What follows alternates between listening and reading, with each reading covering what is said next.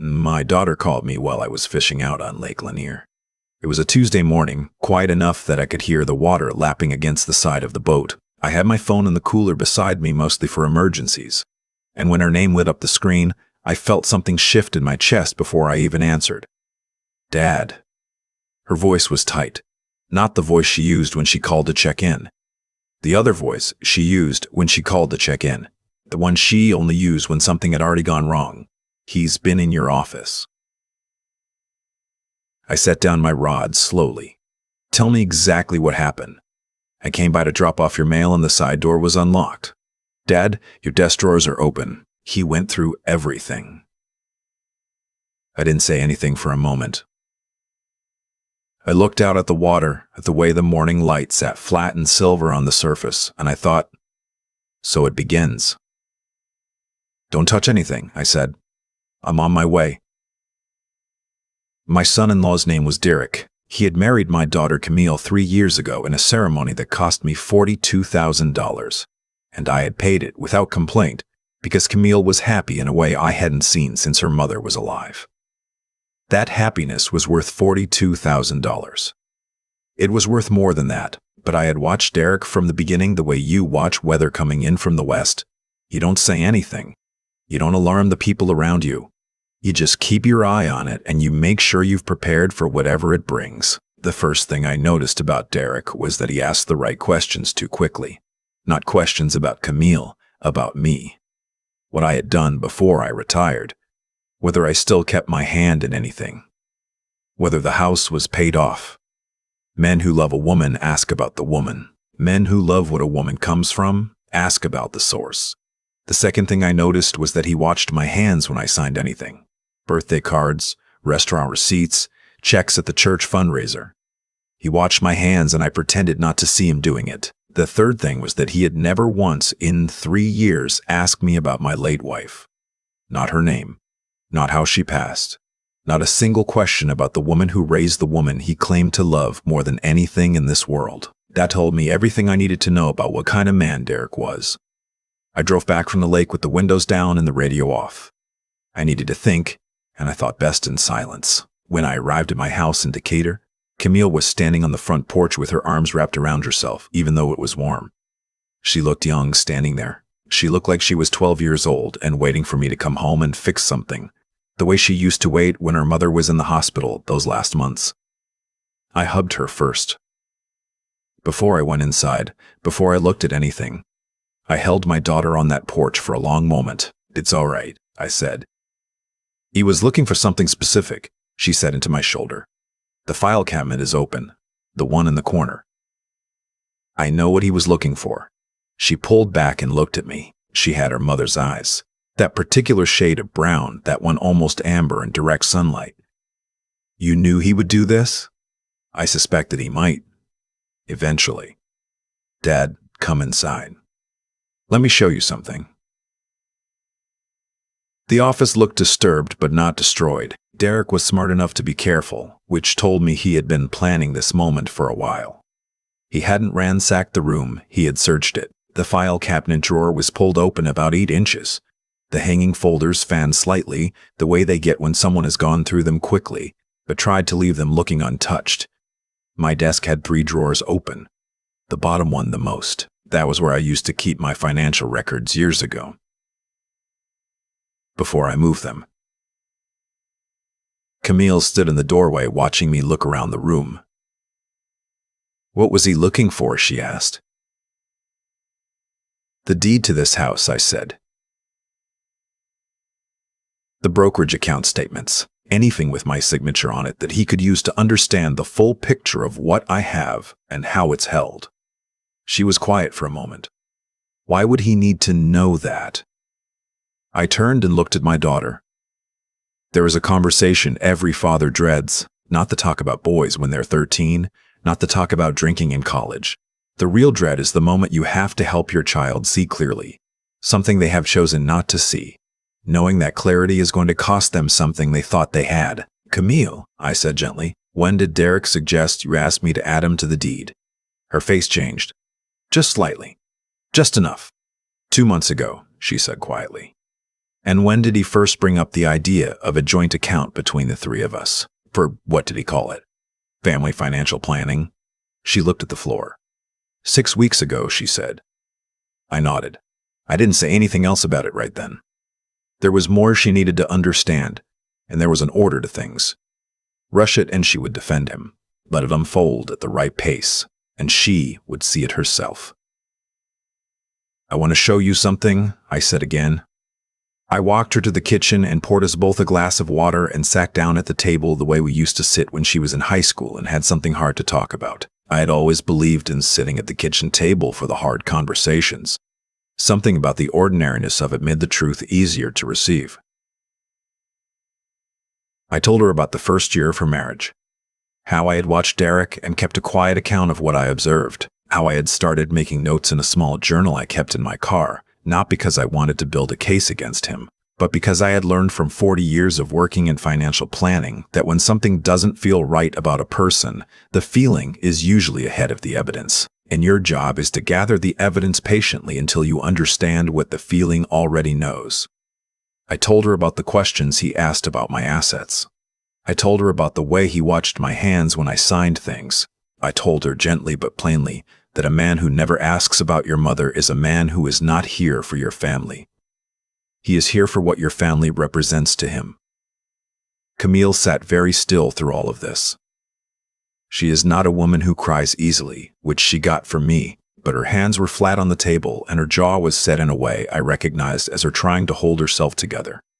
He told me he wanted us to be close to you, she said, that he thought family finances should be transparent. He said some families tear apart over money because nobody talked about it openly. That is a very reasonable sounding thing to say, I agreed. It's also exactly what someone would say if they needed access to information they had no legitimate reason to have. She looked at me. Did you find anything on him? Specifically? Yes. That's the other thing I want to tell you about. About 8 months ago, I had hired a private investigator. Not because I enjoy that sort of thing. I don't. It felt uncomfortable, like something from a movie rather than a real life. But I had a feeling that had grown from a suspicion into something heavier, and I had learned not to ignore that kind of weight. What the investigator found was not dramatic. It rarely is. It was a pattern. Derek had been in a serious relationship before Camille, a woman in Charlotte named Patricia, who was 15 years older than him and who had, during the course of their 3-year relationship, gradually transferred a significant portion of her savings into a joint account that Derek had full access to. The relationship ended when Patricia's adult son intervened. Derek had moved to Atlanta 8 months later. I did not tell Camille all of this at once. I gave her the broad shape of it and told her the documentation was available whenever she was ready to see it. She needed to absorb what she could absorb today. What I told her next was the part she needed most. 3 years ago, shortly before her wedding, I had met with my attorney and restructured everything. The house was placed in a trust. The brokerage accounts were retitled. My will was rewritten. There was nothing in my name that could be easily accessed, transferred, or leveraged without the involvement of the trustee, who was my attorney, and the co-trustee, who was Camille's older cousin, Marcus, a man Derek had met exactly twice and did not know was involved in anything. There was no deed for Derek to find. There were no account statements in that file cabinet. What was in that file cabinet, carefully arranged to look like what someone searching for financial records would expect to find, were old statements from accounts I had closed years ago, insurance policy summaries from a company I no longer used, pension paperwork that predated my restructuring by a decade. If Derek had found what he was looking for, he had found nothing. Camille looked at me for a long time. Outside, a car went by on the street, and a dog somewhere in the neighborhood was barking at something, and the refrigerator made its low humming sound, and everything was ordinary and quiet around what was happening at that kitchen table. "You prepared for this," she said. It was not quite a question. "I prepared for the possibility," I said. "I hoped I was wrong." "Were you wrong about any of it?" I looked at my daughter honestly. "I was wrong about the timeline. I thought he might wait longer before he moved. I thought he had more patience than this. That part surprised me." She laughed. It was a short, slightly broken sound, but it was a real laugh. and it told me that she was going to be all right. Not today, not easily, but all right.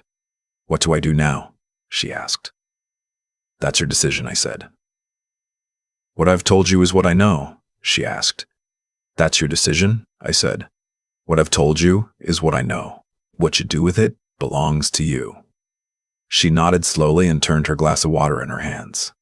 What happened over the following 3 weeks is Camille's story more than mine, so I will only say what is necessary. She did not confront Derek immediately. She is her father's daughter, and she understood that confronting someone before you have decided what you want to accomplish is very little. She spent 2 weeks thinking and talking to a lawyer of her own and reading the investigator's full report, and then she had one conversation with Derek that lasted 40 minutes. And after that conversation, he left the house they shared and did not come back. He did send me a message. It came through a mutual acquaintance, a vague and formal message that suggested we should talk, that there had been a misunderstanding, that he cared deeply about this family and had only ever wanted what was best for Camille. I did not respond to it. A man who goes through your office looking for documents to use against you does not then get a conversation about misunderstandings. There was no misunderstanding. He understood exactly what he was doing. The message told me something important, though. It told me that he had genuinely not found what he expected in that file cabinet. He had gone in looking for leverage and come out with nothing, and the message was his attempt to recover. That was satisfying in a quiet, clean way, not the satisfaction of revenge. I have never had much use for that. The satisfaction of preparation, of having seen clearly and acted before the damage could reach the people I love. I want to talk for a moment about something that happened the week after Derek left, because it is the part of this story that matters most to me. Camille came over on a Saturday morning, and we made breakfast the way we used to when she was in college and would come home on weekends. Eggs and toast and the good coffee, not the everyday coffee. We sat at that kitchen table again, and she asked me to tell her about her mother. Not about the illness, not about the end, about who her mother was. And I told her about the woman I married at 26, who had grown up in Macon and had a laugh that could fill any room, and who had been the most practical, unsentimental, deeply loving person I have ever known. I told her about the early years when we had very little, and it never once felt like a problem because we were genuinely glad to be in the same room together. I told her about the ways her mother showed love, which were mostly practical and quiet, fixing things, planning things, showing up reliably, and how it had taken me years to fully understand that reliability was its own form of devotion. I told her that what her mother and I had built together over 41 years was not just financial. It was a way of being in a family, a way of treating the people you love as worth protecting, worth preparing for, worth the long, slow work of making sure that when something threatens them, you are already ready. Camille listened to all of this the way she used to listen to stories when she was little. Very still, very attentive. Is that why you did all of it? She said. The trust, the restructuring, all of it. Is that about Mom? I thought about it honestly. Partly, I said, and partly it's just who I am. I spent 40 years helping other families protect what they built. I would have been ashamed not to do the same for my own. She reached across the table and put her hand over mine, the way her mother used to do at that same table, in that same kitchen, and didn't say anything for a moment. I think I picked the wrong man, she said finally, because I was in a hurry to have what you and Mom had. I thought the feeling of wanting it that badly meant I'd found it. That's an understandable mistake, I said. And you are 51 years old with most of your life ahead of you. You have time to find the real thing.